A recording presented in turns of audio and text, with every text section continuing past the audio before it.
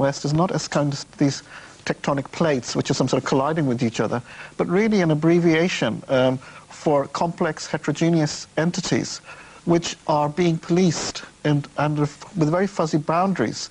And those boundaries, and drawing on those boundaries, is what creates the conflict. And in this current situation, the conflict is being created for particular reasons, that there is a tension that people do feel in terms of Islam and the West. So you don't think it necessarily has been fired by the long fuse over the last 900 years? I'm exaggerating and simplifying just because this is a conversation, but you don't see that. You see it as something much more inflamed by the last 30, 40, 50 years. I'd say probably the last 100 years or so, I mean, last 70 years. I think that isn't to deny that historical thing that Hamza was talking about. I think that exists. But it's a bit like saying that, for example, what happens when Germany and England play football? Suddenly memories of the Second World War are evoked. And between that doesn't mean that constantly, you know, Germany and England are always, in conflict with each other. I mean, previous to the First World War, the royal family in Germany and Britain were actually quite close in many ways. So it seems to me what we're seeing is how memories are being used to give depth to conflict rather than the actual historical record, which is actually very mixed. William Dalrymple, what do you see as the source of the tension? And could, as Hamza brought in the historical perspective, we can bring in the idea, the notion, the fact that for several hundred years the Islamic scholars took over Hellenistic learning, they transferred it to the West. Without those 600 or 700 years, the Western Renaissance would not have been possible. They carried through and improved on and refined and changed algebra, mathematics, astronomy, all sorts of medicine, and so on and so forth. So you very much see an intertwined population, with a great vision of Cordoba with Jews, Christians and Muslims learning together in this great city of the Middle Ages. So in one sense you could say, well, this is strange. They were doing okay with each other. I think you can easily overemphasize the crusader, the conflictual element in the relationship between Islam and Christianity. Certainly it was there. But there have been so many periods when the two have come together peacefully. And in many of the great periods of the most sublime literature, the most technological sophistication have happened in those points of contact. In Islamic Spain, you mentioned, Islamic Sicily. And it's a two-way process, too. I think it's very important to remember Islam's debt to Christianity. Islam grew up in what was then a Christian Near East. And a lot of the very basic conventions of Islam come from Christianity. Ramadan, which at first seems a very alien, Islamic, foreign practice, is in fact nothing more than the Islamicization of Lent. If you see how Eastern Christians fast during Lent, they do the all-day sunrise to sunset, of not touching food or drink. The Islamic way of praying with its prostrations is very, very close to the pre-Islamic Syrian Orthodox way, which if you go today to Eastern Turkey, you see them bowing and prostrating in pewless churches that look exactly like mosques. And this goes on and over and over again. Minarets, the first minarets, are square church towers in Syria. So it isn't just a situation of conflict, and it isn't just a one-way stream from Islam to the West. It's a very deep and intertwined relationship. The only thing I ever learnt about Islam at school, even though I did both theology and history, was the Crusades. That was the only time I ever came into contact with it. And I think it's very important to see that this is a very complex and very intertwined relationship. Jonathan Friedland, can I come to you now to answer the same question, really? Where do you see the causes and the sources of the clash? What historical roots do you find, if you find any? Well, I think they are there, but I feel about this whole relationship that there's something sort of unrequited about it. There's something imbalanced about it, and it relates to something that William was saying about the absence of Islam from his own schooling and from mine as well. And something Hamza was saying too about how the Islamic world seems more aware of history than people in the West. And maybe the result is that what you get is this sense that from we're hearing across the Arab and Muslim world now a sense of clash or conflict with the West, that the West is against it, which has a whole lot of historical evocations, just as you were saying, that can be stirred up, either going back 900 years in the Crusades, a few hundred years ago to the turn back of the Ottoman Empire outside the gates of Vienna, or the last century of colonialism. So they can feel as if there is a series here, a pattern here, a historical tension between West and Islam, whereas I feel on the Western side, actually, there's nothing like that, partly because of ignorance. People just haven't thought about Islam that much. They're not really that aware of these centuries of history. And in an odd way, you'd think, well, maybe perhaps that's a benign thing. In a funny way, that's almost part of the problem, because there's a lack of respect contained in that, because it doesn't even regard Islam as this sort of equal enemy, yes, let alone as an equal. Yes. And so there's something, I feel, of surprise in the way the West has reacted to this. What have you got against us? Yes. And you hear it in both President Bush and Tony Blair when they say Islam's a peaceful religion, we don't have any grievance against it, not thinking, well, how does it look at the other end of the telescope? Yes. So there's something of the unrequited, not exactly love affair between these two. It's a really good point, because I think, I don't think people understand the extent of humiliation that the Muslim world has been. And in fact, Osama bin Laden mentioned that. We've been living in humiliation for 80 years. And I think the aggression of the Nazi Germany was a result of the humiliation that had occurred after World War I, the Versailles Treaty, the humiliation of the German people. I think it's, in a sense, a testimony to the patience of the Muslim nations that they really have felt this incredible humiliation. Another aspect of it is that the Muslims were a very successful religion. Islam was an imperial force almost right from the start. The Muslims are not comfortable with being objects. They've been subjects of history throughout the vast majority of Islamic history. And I would like to add one other thing about the fact that we are post-Christian in our worldview. Generally, the cosmology of the West is secular humanist. And I think that while Muslims see a crusade, it's not so much a religious crusade, it's more of a commercial crusade. Because I think instead of sending missionaries now, the West tends to send McDonald's executives to set up accounts in the Muslim world. So can I come to you, Salman, now, just to maybe draw, perhaps to a close, the longer historical perspective, though. After the Enlightenment, 18th century Enlightenment, again, this is broad, Western society became notably more secular, science, the idea of progress, and revolutions had taken place, a political revolution towards democracy, the industrial revolution, the religious revolution towards each man can seek his God in his own way, intellectual revolution, Darwin turned the world upside down, that sort of thing. Is there a feeling that Islam did not, having been, as it were, equal, I'm sorry about the simplicity of this, in about 1700, 1750, is there a sense in which by not participating in that, there was something of what Jonathan was saying, somehow they dropped out of the picture? I think one of the things you've got to remember is this, that when the Enlightenment took place, and when you talk about all of this kind of major transformation which Europe undertook to industrialization, to this kind of modernized society that we more or less understand now, there weren't many people, not just among Muslims, but Chinese, Indians, who actually took it seriously in the first instance. I mean, you've got so many kind of accounts of these clockworks and gadgets being sent to these courts of the Chinese emperor and then sending them back. What use are they to us? So the first thing is that it wasn't that obvious that something major had happened. Secondly, and what happened is this, once it became very clear that this technical revolution had really changed the relationship of power in the world within Europe, I think Europeans came to worry about how to explain this. And like most successful people, you tend to see this in terms of your own virtues. So the quest for the European miracle now turned upon what was it so specific about Europe? Was it found in its culture? Was it found in its geology? I mean, all of these accounts have been written which have tried to explain this transformation.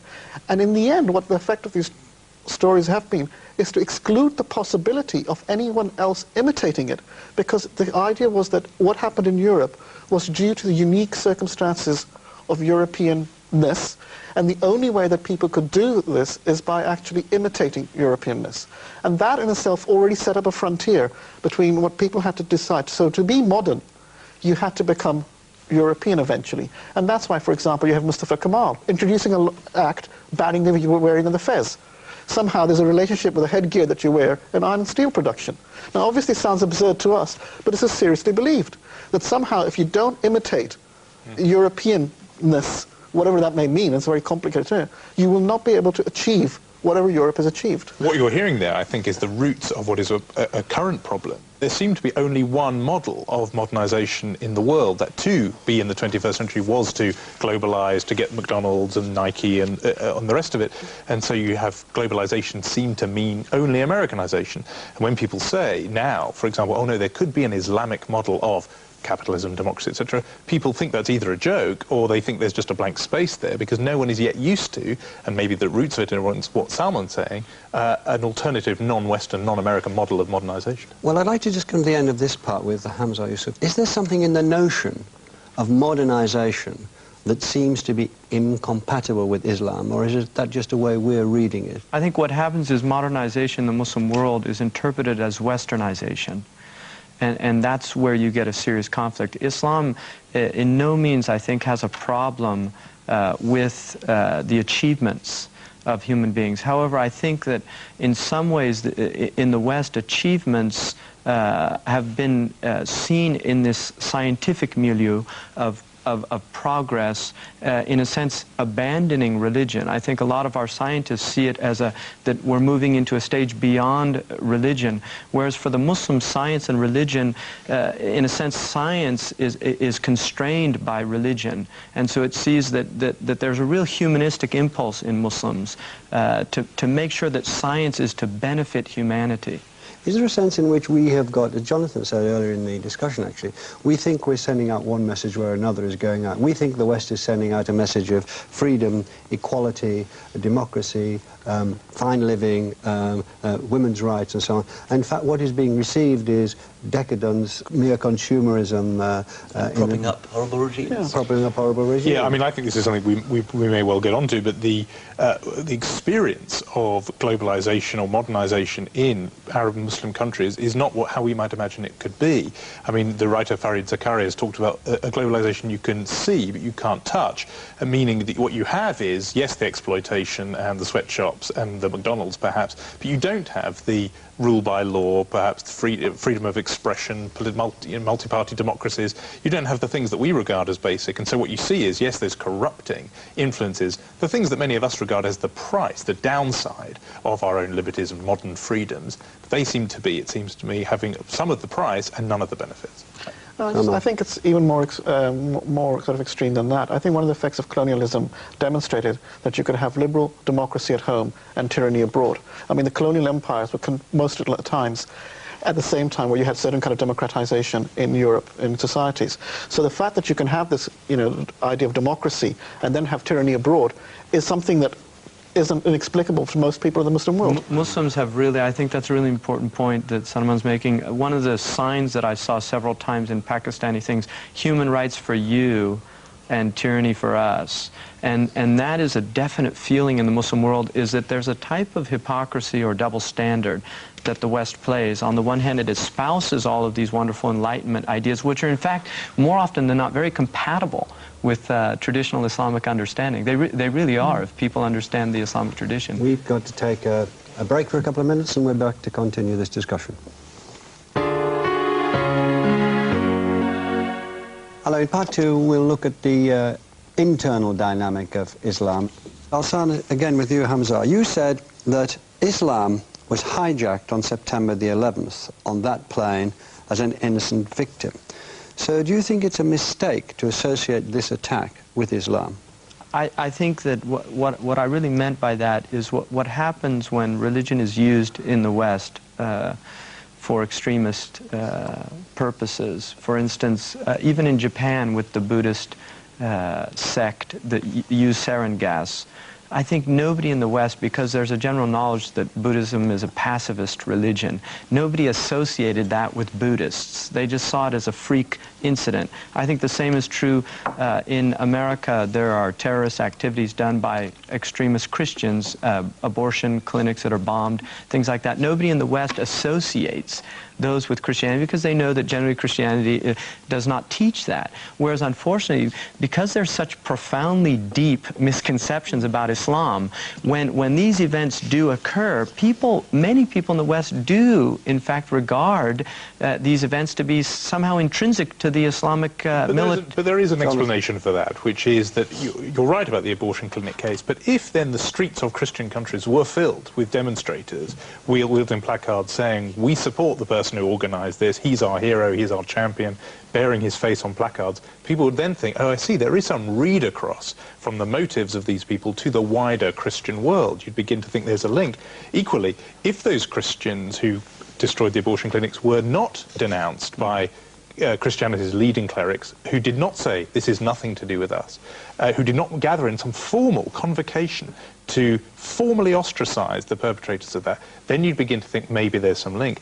And my worry about the Islamic world is that, firstly, I know there have been absolutely individual senior clerics who have denounced September the 11th, but the fact that there has not been that formal move to gather in convocation, to gather collectively, to ostracize Osama bin Laden, say this is nothing to do with what we're about. You've done it a bit in what you've written, but others, it seems to me, have not done it in that collective way. Inevitably, people are going to think, and most importantly, the millions of people who seem to be supporting it across the Muslim world, for all the reasons we've been talking about, those two things combine to make non-Muslims, who admittedly know all too little about Islam, think maybe there's something Islamic about this rather than just a rogue one-off element. But I think the media I think the media has some responsibility here, because the media puts a magnifying glass. If you look at Pakistan, a rally of 15,000 people, we could get a rally of the National Front in this country that would have some very extremist views. The same in America. I mean, we could get some very extremist views. If the media shed its light on those groups as somehow being representative of the West, I think people would be horrified in the West. I really think the overwhelming majority of Muslims were as horrified as anybody else, and in some ways more so, because their religion was associated with this. So I can't agree with you. I just think Jonathan, come back. It's just the thing that, and again I say it as not as a more in sorrow than in anger. I mean, it is something that worries me, because there is that polling, for example, in Pakistan. I too wanted to believe the TV cameras have gone for the handful of people and magnified it. But there's polling that shows 80+% support for Osama bin Laden. Not actually, you're right, for the specific action of September the 11th. They don't, I would say, first of all, that most people in the non-Arab world, they don't understand. He speaks in Arabic. They don't know really what he's saying. They see him, he's a very romantic character. He's wearing the traditional garb of righteousness and piety. They see him as a man who gave up $300 million to live in a cave, to sacrifice for righteous cause. He was seen as a freedom fighter by the Reagan administration back in the 80s, and he was a hero in Saudi Arabia for doing what he did in repelling the evil empire from Afghanistan. So I think that people have a hard time dealing with the fact that somebody could go down the wrong path. What about that formal denunciation, though, that kind of... I think there has been. I really do. And I think that it's unfair to say that there hasn't been. There has been a formal denunciation. I think, unfortunately, there is elements within the Muslim world. I'll give you an example. A Saudi Arabian friend of mine said that he was asked by somebody, what was the initial reaction? And he said the initial reaction was, in a sense, some people had this initial reaction of, you know, yes, this is a good thing. And he said, but when the contorted faces of the victims came, it came home to them. It wasn't a video game. It wasn't a film. It was something very profoundly horrifying. And I think that they were shocked. So there is, unfortunately, in the Muslim world, there is a sense that they're at the brunt of misguided foreign policies. There is a lot of aggression towards America. I'm not going to deny that. I think theologically it's quite clear that anyone that tries to use Islam to commit terrorist acts is entering the field of heresy. The Quranic injunctions against the Quranic injunctions for the conduct of any sort of aggression or war are very, very clear. There must never be any non-combatants killed. War must be declared. Women and children must be protected. And this is, I mean, is far, far more clearly expressed in the Quran than it ever is in either the Jewish or the Christian scriptures. And so to try and use Islam as a and the Quran as a legitimizer of terrorist acts is simply heresy. I mean, Hamza knows this better than I do. Absolutely. But I think you're missing the point here. I don't think the issue is theological. The issue is political. And all of us, this debate is predicated on the notion that we know what terrorism is. Most Muslims would actually argue, the first point, well, what actually constitutes terrorism? Is terrorism simply a euphemism for what the United States or its allies do not like, political violence they do not like? Or is it actually something more substantive? And that's the first argument. Yes. That whenever you actually put this point to them, the first thing they come up with is a series of, well, what about? The 500,000 people who are dying in Iraq because of the sanctions regimes, the fact there's daily bombing in Iraq. What about all the Palestine? What about Kashmir? I mean, you could go through this very long list. So the question is this about terrorism? Then what is the definition of terrorism? And this is where I think we really reach a point here.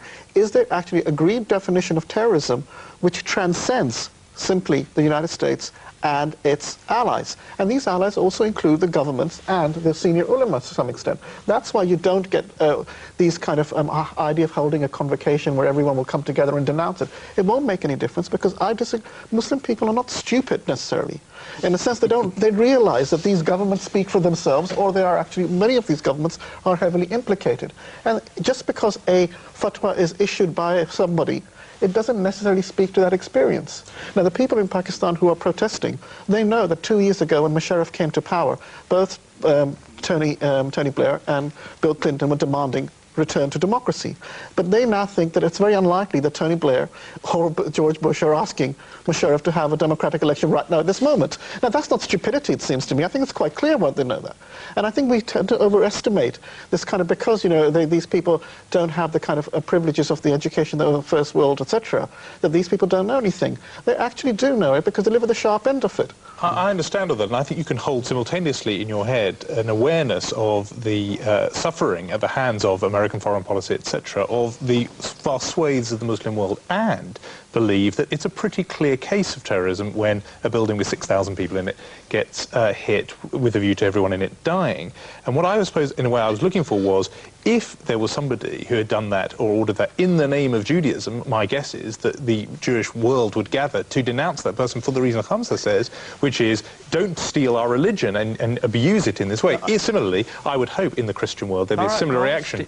Barak Goldstein is considered a hero among some extremists. Against some, absolutely, amongst some extremists, but formally by the rest of the rabbinic establishment, he's been denounced. But every that's what I'm saying about the Muslims. Countries condemned these bombings. Absolutely. I mean, it's only extremists. Well, you use the word, the fatwa. Why, for example, can there not be a fatwa against Osama bin Laden? Would that not say? There have been hundreds of fatwas. There have been hundreds of fatwas. A formal fatwa against Osama bin Laden? Absolutely. There have been hundreds of fatwas. Yusuf al-Qaradawi, who's one of the most respected amongst particularly younger people, came out. Many of the scholars have denounced. Absolutely. Al-Azhar, which is considered very representative of the scholastic tradition in Islam, came out with complete condemnation, fatwas. Nobody has justified this theologically. I think, unfortunately, there has been emotional justification for it, which shouldn't be seen as intellectual or theological. But I think the important point to remember here is this, that when we're dealing with world politics, the exercise of great power isn't just the ability to use force. It's actually to make that force look just and legitimate. And that is one of the kind of questions that, you know, the United States keeps running into. This war against terrorism, the first victims of the events after the 11th of September were Muslims or Sikhs who were considered to look like Muslims. Yeah. So when, for example, you have a war against terrorism and Muslim cemeteries are desecrated, again, you don't... Why is this the case? Are you looking for terrorists in cemeteries? No. So obviously there's a connection that is made implicitly, which everyone understands, even though there's a war against terrorism. Can we talk about your views, all your views, on the position of fundamentalism, if I can use that word, inside Islam, and to take what Jonathan said a stage further, because I think it's a very fair point. How is it regarded? I have a problem with the word. It's a 19th century word that was used to describe reformist movements within Protestant Christianity. In Islam, fundamentalism, the word in Arabic is actually a very high word. It has to do with building based on sound fundamentals or principles. Extremism, however, is a word I think that is more useful. The Prophet Muhammad, peace be upon him, said, beware of extremism. The Quran actually says to the Christians and the Jews, do not go to extremes in your religion. So the Quran actually tells Jews and Christians not to go to extremes. So it becomes troublesome when there are Muslims who their own book tells other religions not to be extremists, when they begin to become extremists. So I think that extremism is the problem. It's a human problem. I think that it exists, it's a human tendency. Extreme circumstances breed extremism, as in Nazi Germany. But I think that in terms of the theology of it, there is a crisis in Islam right now, which is how do we legitimize religious authority. This was not a problem 100 years ago because the institutions for legitimizing authority were still very much intact. They were literally dismantled by the colonial enterprise. I think there's also a political edge to this as well. I mean, one of the things happened in 1924, the Khalifa was abolished by Mustafa Kemal. Can you just explain what that means? The Khalifa was basically the authorized political leadership of the Muslim world, or it claimed to be that anyway, and it was more or less recognized. So there was a template for Muslims at what kind of political authority they should be, and that was to live under a Khalifa, and then you could worry about whether it was a good or a bad Khalifa, but that was more or less the template. Now with the abolition of that, you suddenly have an explosion of political theory. How should Muslims live? In what kind of political arrangements are necessary for Muslims? And that is what you're seeing is actually the politicization of those questions. And that's why I accept exactly what Hamza is saying about the theological influences. There's also a political imperative that for Muslims, how to live, like any other society, how to live in a good society. What is the idea of a good society? When you no longer have a sanctified answer to that, you then start having attempts to try and construct this. This is why, for example, the movements, all of these movements that people call fundamentalists, what they really want is an Islamic order. Now, what that actually means in practice varies greatly from place to place. And why people actually, to some extent, follow them, because for them, Islamic order simply means a just order or good governance.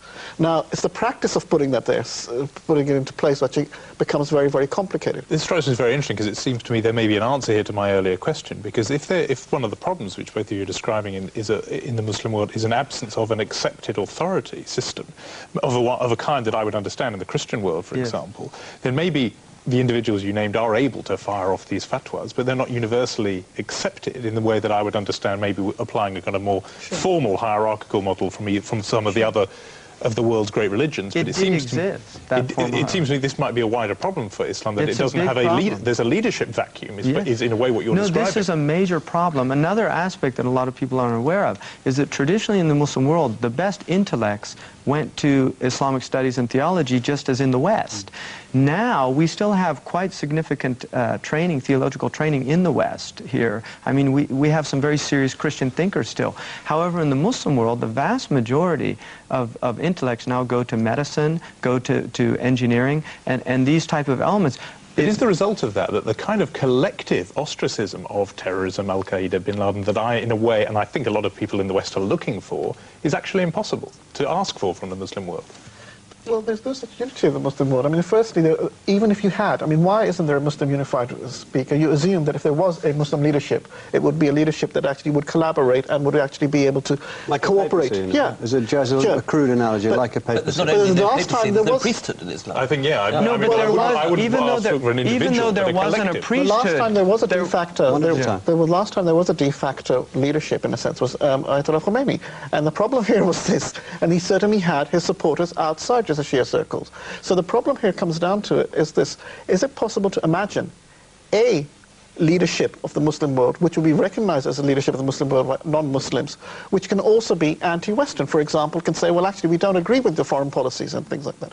And these are the kind of complicating issues that you can't keep removing this question simply to instances of what the texts say or what happens in theology. These are actually political questions which are politically founded. I agree with that too, but I'm afraid it's one of the other things I've sort of picked up in just conversations I've had. The sense I'm getting is a lot of clerics or theologians or students of this would make a theological judgment similar to the one you made, which is that it's a gross distortion, etc., but feel frightened for political reasons of saying that, because they do not want to be on the wrong side of what is a growing trend, particularly among the young of the Arab and Muslim world, and they do not want to be less radical than the man who's now the current champion of this movement. Okay, we'll be back in a couple of minutes.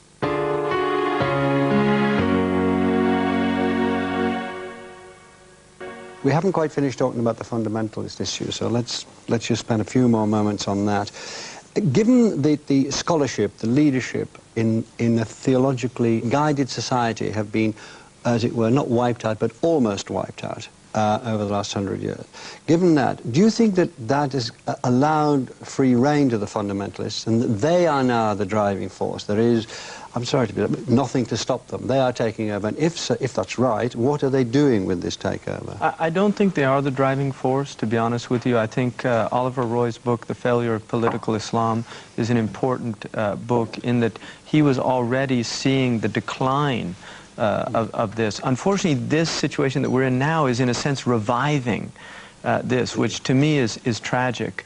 I think that the vast majority of Muslims are a silent majority. They haven't stood up and been counted. But I really do feel that the majority of Muslims are as troubled and frightened as well by what's happening as Western people. I really believe that. But it does seem to the West, and a lot is, you know, we all know that things exist on perception as well as reality. It does seem to people in the West, and maybe the media is distorting it, and so on and so on and so forth. Never mind, it does seem to us that when we see what is going on, it is the fundamentalists that we're seeing. That's a fundamentalist agenda. Now, is that completely wrong, Salman? No, I think, again, I mean, this is one of the problems we have with language. I mean, like as Hamza mentioned, fundamentalist has particular connotations about literalist readings and things like that. And of course, there's a variant in that. Most of the groups that we, for example, used to call fundamentalists, like the Iranian Revolution.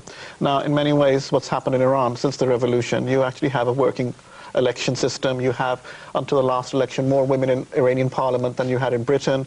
You have many kinds of things that people don't know about. Now, at the same time, you have something like Saudi Arabia, which is considered to be non-fundamentalist, even though it doesn't allow women to drive, and the difference between the Saudis and the Taliban in terms of their interpretation of Islam is very narrow. So the question, again, comes down to what we understand by fundamentalism, again, tends to become colored to whether it's a political agenda, whether it opposes a certain set of ideas and ideals. For example, why is it that Hezbollah has so much support in southern Lebanon? Because they carried out a war against occupation. You can't just dismiss these ideas and simply say, well, these people are wrong. Most of these people actually have an innovative reading of the Quran and the texts rather than just a literalist reading.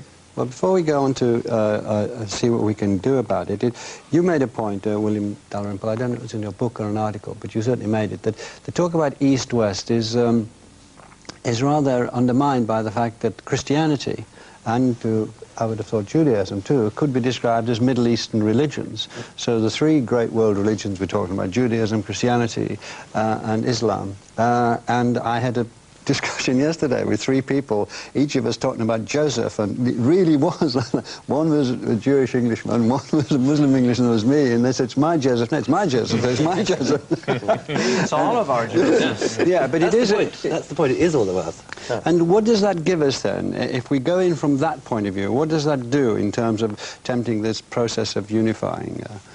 I think it's very, very important to take in the fact that we're all converts to Middle Eastern religions. You were asking how much can you take Jesus to be God and how much is he man? And the endless variations. The Aryans believed one thing, the Nestorians believed another, and Islam's attitude to Christ was very, very similar to the Aryans and the Nestorians.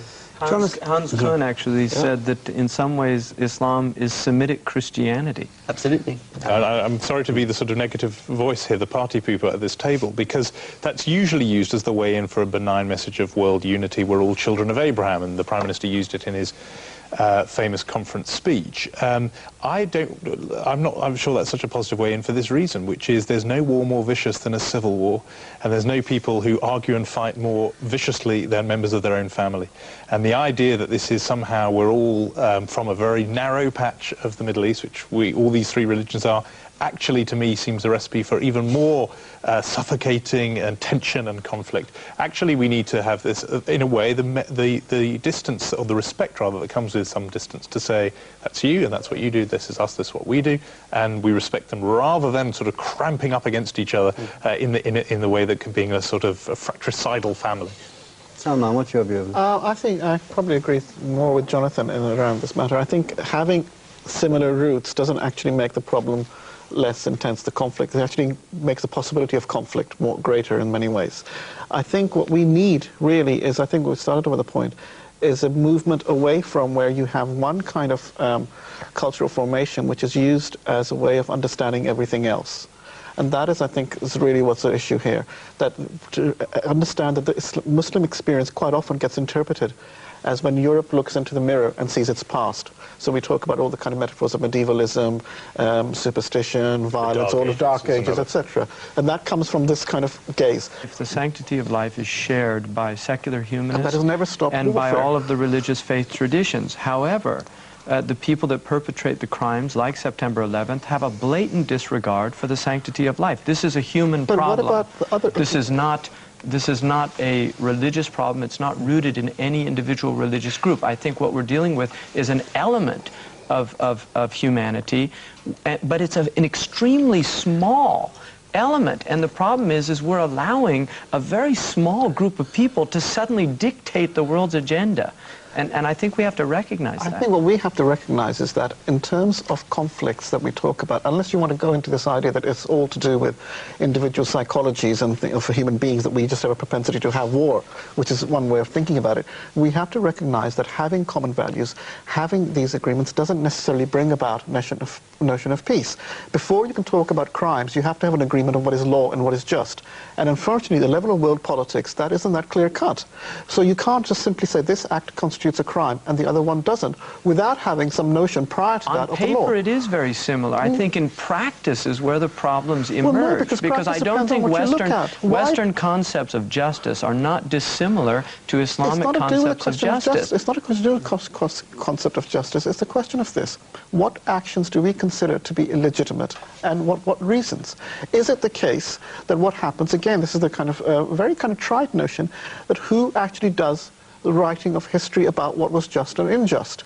And this, it seems to me, is a very important thing. We can't simply say that Hiroshima, for example, when the dropping of the bomb in Hiroshima, innocent civilians were killed. It's an act of war. But we have American generals saying they did not want the bomb to be dropped exactly for the reasons because it would kill innocent people. But it is an act that we've managed to live with, in a sense that it's become. So it seems to me that we have to be very, very careful that we're dealing with political concepts which themselves are contested.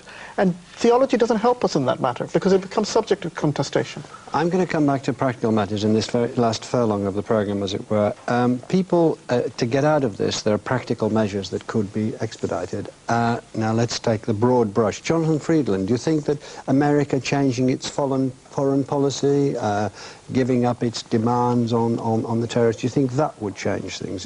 There is a view that, look, American foreign policy is at least 50%, maybe more, to blame for this. Change the foreign policy, change the situation. Yeah, this is the view, quoting Mao, that, you know, you can't catch the fish, but you can drain the sea in which they swim. And the sort of sea of grievances that enable or lead people to be recruited to Osama bin Laden's banner are really more or less the three demands he made. I mean, he didn't phrase them as demands, but an end of support for Israel in its occupation of the West Bank and Gaza, although I think bin Laden would like to see Israel eradicated from the map altogether rather than just that. But let's say that. Second, American troops out of Saudi Arabia. And third, an end of the war on Iraq. Now, the interesting thing is all three of those actually have good arguments on their side anyway. The problem is they've now become bin Laden's shopping list, and I just don't see how the United States or actually anybody else in the so-called world community can be appearing to jump to his tune. I mean, the settlement that has taken 30 years in Northern Ireland may, in a way, reflect what was on the shopping list of the IRA 30 years ago. But the very fact that it was on their list meant it took 3 decades for it to happen, because otherwise you look as if you're giving in to terror. So I think there's a real problem there. The other thing I would just add very practically is something that can be done, is that people are in the so-called West are going to have to learn about Islam. I'm looking for practical solutions now as we enter this thing. I mean, I mean, that's ridiculous, but I think we should try to move towards that, right? If you said to Bush, look, if you 3 things you could do, if you could do anything you wanted and they would happen within a year, 6 months or so, these are the 3 things you should set off doing, what would they be? I think that they would be so impractical as to waste my breath saying them, really? So I'm not going to. But what I would like to see... That suggests a certain hopelessness. Well, I don't want to be hopeless. I have 4 children, and like many people, I want a future for them. I don't want to see the world descend into a conflagration that, once it gets out of hand, we can't put out the flames. And in a sense, we are pulling a genie out of a bottle that might be very, very difficult to get back into, and I think we should all be deeply aware of that. If I did say anything, I would say that business as usual has to stop. I really believe that the politicians have to, the Christians would call it metanoia. They have to make a repentance. I think that they need to, in Greek it means change your mind. And I think that the Machiavellian approach to world politics is no longer viable after September 11th. So that's what I would say. What are its practical manifestations? The type of spin, the type of cynicism, the type of damage control, the type of Wills in America called Palestine, he said, Palestine is not a problem because problems have solutions. Palestine is a mess, and messes are managed. I think that that type of approach, a cynical approach about human conditions that affect millions of people is no longer acceptable. So I would say that there has to be a deep change, and I would hope that we reject Samuel Huntington's Clash of Civilizations. It's an unacceptable, untenable proposition. Can I just drop in one thought about that, which is that often we focused, I think, on, I did in my answer to your question about what the West should do. Part of this process, and I think we're hearing it from the two Muslims around this table, is a process of introspection in the Arab and Muslim world. Partly there is a force to blame in the sense of American and other colonial powers who stopped those countries getting democratic open regimes and societies, but to wonder why it is that across that whole swathe of the world there aren't yet the democracies, the open societies, etc., that have been allowed to grapple with modernity. I think there's a large amount of blame on America for propping up these vile regimes, but there has to be some soul-searching on both sides of this process. Yes, I agree wholeheartedly. For example, in Algeria, when the FIS won an election in '94, the military junta suspended the election. We did not have a major complaint about democracies. You don't have demands for democratization in Saudi Arabia being initiated by the United States. Now, for example, the complaints about the Taliban regime and its misogynist policies is coming out. But what similar policies have been operating in Saudi Arabia for many, many years, you could argue. Similarly, like a But that is example. the kind of thing I'm talking about. People are not going to tolerate that much longer, I think. But I think the problem really comes down to is this, that you ask why we don't have democracies in there. I think the question is, what does democracy actually mean? And I think perhaps one we should recognize that perhaps in many of the so-called third world, democracy may be a tainted currency because it has always been possible for some countries to enjoy democracy at the expense of others having to endure dictatorship. And perhaps that's one of the things that we need to get away from. William Dalrymple. Well, I think there's been a denial in the US that, you know, that Middle Easterners dropping bombs in America has anything to do with American Middle Eastern policy. And the thing which, you know, the wound certainly that seems to be felt most keenly across the Islamic world is continual and often ridiculous support by America for Israel. When you see America vetoing resolutions to send observers even, just observers, to see what's happening to the Palestinians, when America steps in and uses its power to veto something so completely controversial, when that happens over and over again when they see it being funded, this is the wound which separates most widely. Which, I mean, the thing about the US troops in the Hejaz, that's a specifically Saudi grievance. I've never heard people in India complaining about that. But you do find Muslims in India complaining about Palestine. It is something that really means something to them, rightly or wrongly. It's something that really hurts. Jonathan. Well, I'm slightly doubtful about the Muslims across the whole of the Muslim world. I know that, for example, Kashmir is a hotter issue in India and in Pakistan than Palestine is. I also just think this is part of the problem because, of course, if you're Palestinian, and frankly, even if you're a Muslim, you care about the mistreatment of Palestinians. You should. But I think instead that often gets interpreted into this is the source of all our problems. We live under a military dictatorship here in Pakistan because of Palestine. We live in desperate unemployment in Morocco because of Palestine, and we're in, to use that cliche, the dark ages in Afghanistan somehow because of Palestine. This to me seems to be an absolute diversion, why they dislike the US. It doesn't hold up. It doesn't hold up for all their problems, but it does hold up. But dislike the US for propping up their own vile regimes, as well as disliking them for what they do with them. Jonathan, one thing you're being slightly unfair about is that, again, the support for Palestine by the United States also means support for regimes that support Israel de facto, and that's one of the kind of arguments that goes around. So the reason why the Saudi royal family is allowed to get away with X, Y, Z, or Mubarak is allowed to win an election with 97% without a comment that actually elections with 97% are something even New Labour can't manage, so there must be something going on here, without even a comment like that, suggests to me that Mubarak is essential to maintain a certain Israeli policy. The United States policy towards the Muslim world as it exists largely is concerned about its relationship with Israel. See, again, I'm afraid that's just there's a delusion, because It's not a obviously delusion. it has an oil interest across the whole of this vast region. Well, you're right, the support for Israel is part of it, but it props up Saudi Arabia, not because of his support for Israel. Saudi Arabia is no supporter of Israel, I'll break that news to you. It's about oil. And of course America props up those regimes. That's bad enough. You don't need what I think of as this slight diversionary tactic, which I admit, I think William's right. It's huge in the Muslim world. I slightly question how wise it is for a world that, from everything we've heard from Hamza and you, needs desperately some soul-searching and a process of change I think to just latch we onto do this on one all issue. sides. I think the West, we need to become introspective in the West, Of course. and I think Muslims need to become introspective. I really think we all need to take a good look in the mirror, you know, as a global community. Well, we have to end somewhere, and that's a good place to end. Thank you very much, Jonathan Friedland, Salman Saeed, William Dalrymple, and Hamza Yusuf. Thank you. And thank you. Position. Very deep and intertwined relationship. The only thing I ever learnt about Islam at school, even though I did both theology and history, was the Crusades. That was the only time I ever came into contact with it. And I think it's very important to see that this is a very complex and very intertwined relationship. Jonathan Friedland, can I come to you now to answer the same question, really? Where do you see the causes and the sources of the clash? What historical roots do you find, if you indeed you find any? Well, I think they are there, but I feel about this whole relationship that there's something sort of unrequited about it. There's something imbalanced about it, and it relates to something that William was saying about the absence of Islam from his own schooling and from mine as well. And something Hamza was saying too about how the Islamic world seems more aware of history than people in the West. And maybe the result is that what you get is this sense that we're hearing across the Arab and Muslim world now a sense of clash or conflict with the West. That the West is not as kind of these tectonic plates which are some sort of colliding with each other, but really an abbreviation for complex heterogeneous entities which are being policed and with very fuzzy boundaries. And those boundaries, and drawing on those boundaries, is what creates the conflict. And in this current situation, the conflict is being created for particular reasons, that there is a tension that people do feel in terms of Islam and the West. So you don't think it necessarily has been fired by the long fuse over the last 900 years? I'm exaggerating and simplifying just Sure. Because this is a conversation, but you don't see that. You see it as something much more inflamed by the last 30, 40, 50 years. I'd say probably the last 100 years or so, last 70 years. I think that isn't to deny that historical thing that Hamza was talking about. I think that exists.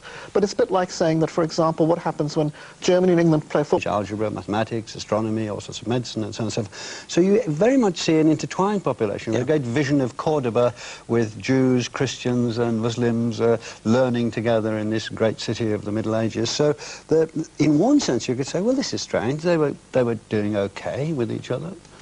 I think you can easily overemphasize the crusader, the conflictual element in the relationship between Islam and Christianity. Certainly it was there, but there have been so many periods when the two have come together peacefully. And in many of the great periods of the most sublime literature, the most technological sophistication have happened in those points of contact. In Islamic Spain, you mentioned, Islamic Sicily. And it's a two-way process too. I think it's very important to remember Islam's debt to Christianity. Islam grew up in what was suddenly memories of the Second World War are evoked. And between that doesn't mean that constantly, you know, Germany and England are always,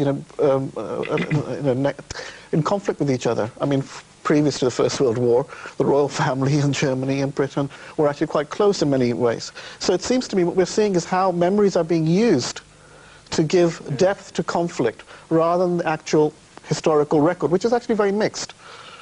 William Dalrymple, what do you see as the source of the tension? And could, as Hamza brought in the historical perspective, we can bring in the idea, the notion, the fact that for several hundred years the Islamic scholars took over Hellenistic learning, they transferred it to the West. Without those 600 or 700 years, the Western Renaissance would not have been possible. They carried through and improved on and refined and changed. then a Christian Near East. And a lot of the very basic conventions of Islam come from Christianity. Ramadan, which at first seems a very alien, Islamic, foreign practice, is in fact nothing more than the Islamicization of Lent. If you see how Eastern Christians fast during Lent, they do the all-day sunrise to sunset, not touching food or drink. The Islamic way of praying with its prostrations is very, very close to the pre-Islamic Syrian Orthodox way, which if you go today to eastern Turkey, you see them bowing and prostrating in pewless churches that look exactly like mosques. And this goes on and over again. Minarets, the first minarets, are square church towers in Syria. So it isn't just a situation of conflict, and it isn't just a one-way stream from Islam to the West. It's a